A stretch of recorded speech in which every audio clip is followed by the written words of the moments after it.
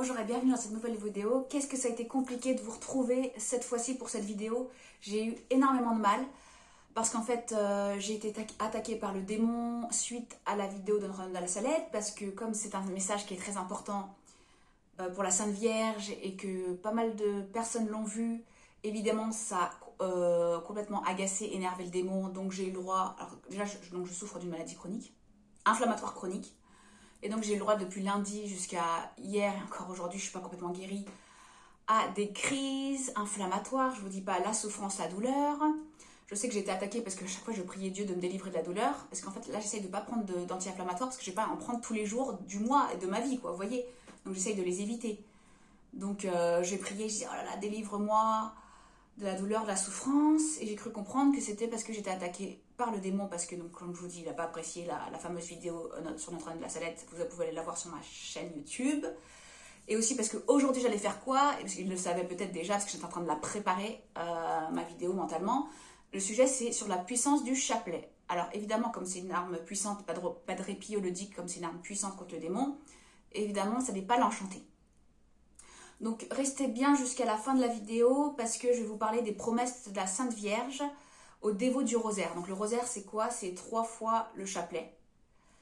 Moi je vous parle juste du chapelet parce que si vous en faites un par jour, c'est bon, je trouve ça déjà énorme. Alors après il y a toujours des grands religieux et des grands prions qui ont le don de la prière. Donc c'est merveilleux. Mais si vous avez du mal, parce que même moi je me suis mise récemment et encore je peux pas dire que je suis dans une routine du chapelet parce que je sais pas, ça a été difficile de m'y mettre. Pourtant je sais la puissance qu'a le chapelet. Parce que vous pourrez raconter un petit peu, quand je m'étais rapprochée de Dieu déjà, il y a un peu plus, peut-être une quinzaine d'années, ma mère était en CDD et je souhaitais qu'elle ait qu'un CDI, parce qu'elle aurait été plus stable effectivement dans son boulot. Et j'avais promis de faire un chapelet tous les jours pendant un mois, ce que j'ai fait. Et le résultat, c'est quand même qu'elle a eu son CDI, bien sûr, donc c'était super. Donc j'ai déjà éprouvé la puissance du chapelet. Donc à cette époque. Mais à cette époque, j'étais un peu, comment dire, un peu novice, c'est-à-dire que j'étais un peu, je fais ci, donc je veux ça en résultat. Donc c'était pas complètement pur et désintéressé comme façon de faire, de dire bon Dieu tu me donnes ça et je fais ça à la place en échange, ou voilà, bon, enfin, on fait comme on peut dans sa relation à Dieu. Donc voilà, c'était ça à l'époque. Alors j'aimerais vous parler des vertus du chapelet et finir à la fin de cette vidéo par les promesses de la Très Sainte Vierge. Il y en a 15 au dévot du rosaire. Alors déjà le chapelet c'est un chemin vers Dieu. C'est un chemin qui mène vers Dieu parce qu'en fait, à chaque dizaine, je vous ferai sûrement une vidéo sur un tutoriel sur comment faire le chapelet. À chaque dizaine, on médite sur un mystère de la vie de Dieu.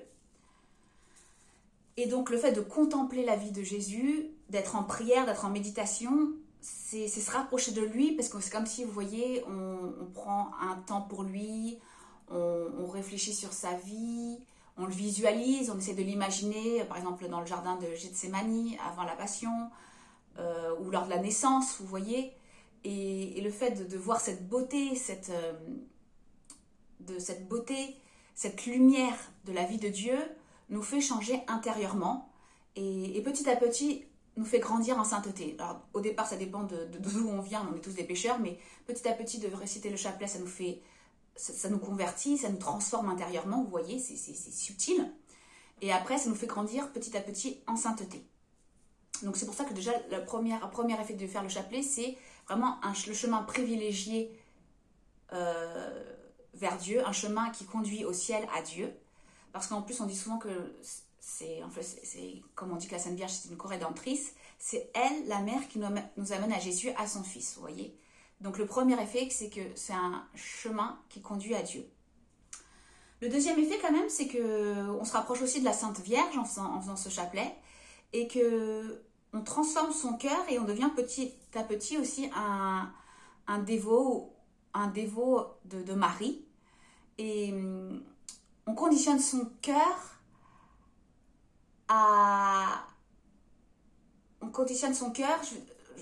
on devient... le chapelet nous transforme en dévot spécial au cœur de Marie, vous voyez. Donc ça, c'est aussi un effet important. Alors pour en revenir aussi, quand je vous disais le démon qui m'a attaqué, c'est une puissante arme contre les forces du mal. Alors déjà, Padre Pio en parlait comme une arme. Alors déjà, j'ai un exemple à vous donner. Par exemple, alors c'est quand même une prière ancienne qui date... déjà, les cisterciens au XIIe siècle la faisaient, mais c'était pas très répandu encore dans le monde catholique. Et ce qui va aider à l'essor de cette dévotion, de ce chapelet, c'est la victoire à Lépante le 7 octobre 1571, où les puissances chrétiennes gagnent contre l'expansion de l'Empire ottoman. Parce que ce qu'il faut savoir, c'est qu'au XVe siècle, en fait, l'Empire ottoman faisait de nombreuses razzias dans les villes portuaires, dans les villes au pourtour de la Méditerranée. Ils prenaient ils pillaient et ils prenaient des humains et les rendaient esclaves du sultan. Et c'est vrai qu'à l'époque, la flotte ottomane était considérée comme invincible.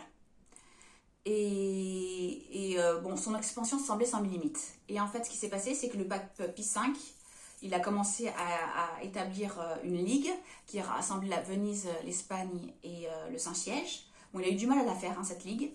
Mais avant d'envoyer la flotte de la Sainte Ligue combattre les Ottomans, il a consacré la flotte céleste à Marie en faisant un jubilé solennel et en faisant une prière publique du rosaire. Alors, ce qu'il faut savoir, c'est que les armées étaient à peu près égales.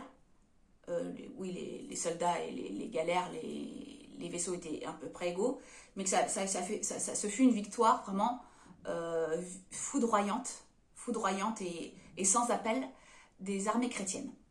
Et donc, à partir de ce moment-là, qu'on a vu la puissance du chapelet, du rosaire qui était fait, il s'est répandu dans le monde catholique, et c'est pour ça aussi qu'on dit que le chapelet, c'est une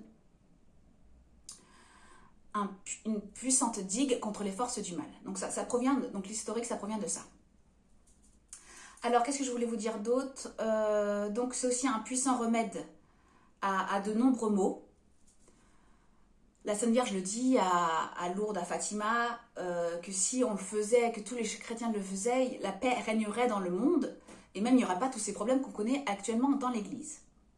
Donc, elle en parle, la Sainte Vierge, à Lourdes et à Fatima, de la puissance du rosaire, qu'il faut le faire tous les jours. Déjà à Fatima, si de nombreuses personnes l'avaient fait tous les jours, en fait, on aurait peut-être pu éviter la guerre, parce que comme je vous dis, c'est un puissant remède contre de quantité de maux. Alors, peut-être pour finir, alors, il y a d'autres messages où la Sainte Vierge dit que c'est une arme très puissante, le chapelet, contre la tentation du découragement. Et elle nous conseille aussi de le faire en famille si on peut. Et elle dit que ça apportera beaucoup de grâce et de bénédiction. Donc voilà, pour vous parler de la puissance du chapelet.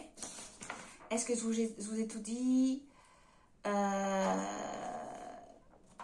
Donc voilà, ah oui, je voulais vous raconter, c'est une puissante arme contre les ténèbres, c'est une lampe dans les ténèbres. C'est comme une lampe sur nos pas qui nous guide sûrement vers Dieu et qui nous guide à bon port. Alors, ce qui avait intéressant, c'est qu'il y avait une histoire que raconte Saint Louis-Marie Grignon de Montfort. Il raconte qu'à l'époque, je ne sais plus quelle époque, c'était le roi Alphonse, qui était roi de Galicie. Et alors, lui, c'est marrant, il portait un gros chapelet sur le côté pour montrer l'exemple et pour que ses domestiques puissent prier dévotement le rosaire. Alors, ce qui est marrant, c'est qu'il le portait sur le côté, mais qu'il ne le priait pas. Donc, un jour, il se trouve très très malade, extrêmement malade, il est au point de mourir, et son esprit est envolé au tribunal de Dieu, le tribunal du Christ. Donc, il y a les démons qui arrivent et qui mettent sur une balance tous les péchés qu'il a faits, qu'il est horrible, et que donc il mérite la damnation éternelle. Et à ce moment-là, alors qu'on croit que le juge va dire éternel, c'est-à-dire Dieu va le condamner à l'enfer, il y a la Sainte Vierge qui arrive, et de l'autre côté de la balance, elle met le chapelet qu'il mettait sur le côté, même s'il ne le priait pas, et tous les domestiques qui priaient ce chapelet quand ils voyaient, parce que le roi portait ce chapelet. Et du coup, elle a réussi, alors ce côté de la balance, où la Sainte Vierge avait mis son chapelet, ce gros chapelet, et tout ce que les domestiques priaient, qui priaient aussi également, ça pesait plus lourd que ses péchés. Et du coup, elle a réussi à lui gagner des années supplémentaires. Et donc, quand le roi Alphonse est revenu, il s'est crié « Oh, divine Sainte Vierge !» je vais vraiment, il s'est vraiment repenti et tous les jours de sa vie, le reste de sa vie qui lui restait, il a prié dévotement le rosaire en action de grâce parce qu'il était revenu et qu'il avait échappé à la damnation éternelle. Donc pour vous dire, la puissance du chapelet, c'est très très important. Donc on dit que le démon, dès qu'il vous sortez votre chapelet, il tremble, il a peur. Mais bon, l'idéal, c'est pas juste de le sortir, après c'est quand même de le prier. Donc voilà, donc je voulais en finir par les promesses de la Très Sainte Vierge aux dévots du rosaire. Donc ça a été approuvé à Rome en 1895 et c'est un extrait des écrits du bienheureux Alain de la Roche, moine du XVe siècle. Donc là je vais vous lire les promesses faites par la Sainte Vierge. Donc la première promesse, c'est que la dévotion du Très Saint Rosaire est un grand signe de prédestination. Donc ça c'est sa première promesse. La deuxième promesse, quiconque récitera pieusement le rosaire et persévérera dans cette dévotion verra ses prières exaucées. Donc ça, c'est important. La troisième promesse, ceux qui propageront mon rosaire seront secourus par moi dans tous leurs maux. Quatrième promesse, persévère dans mon rosaire, c'est ce que dit la Sainte Vierge, et je subviendrai à tes besoins. Cinquième promesse, celui qui récite pieusement le rosaire en méditant les mystères, donc les mystères de Dieu, de la vie de Dieu, se convertira s'il est pécheur.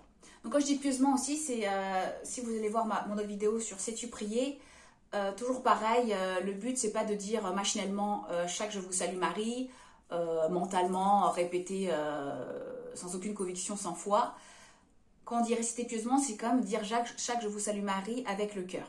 Donc ça c'est très important parce que, comme je vous dis, la prière c'est comme un cœur à cœur entre la créature et son créateur Dieu.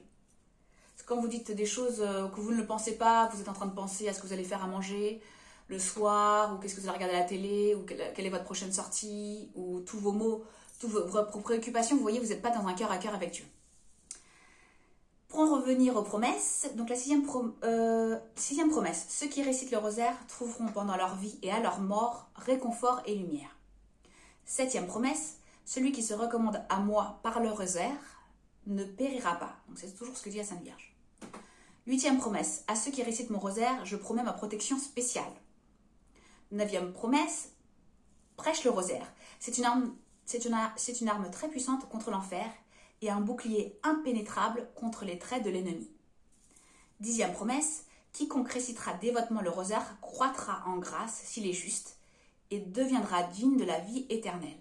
Donc c'est important de pouvoir penser qu'on peut être digne de la vie éternelle et qu'on puisse rejoindre Dieu au ciel quand on sera mort. 11e promesse, je promets des grâces de choix aux dévots de mon rosaire. 12e promesse, je veux que ceux qui chantent mes louanges par le rosaire aient lumière, liberté et plénitude de grâce. 13e promesse, les vrais dévots du rosaire ne mourront pas sans sacrement. Donc, le sacrement final, vous savez, l'extrême onction. Quand on remet tous nos péchés, quand on se confesse de tous nos péchés de notre vie terrestre auprès du curé.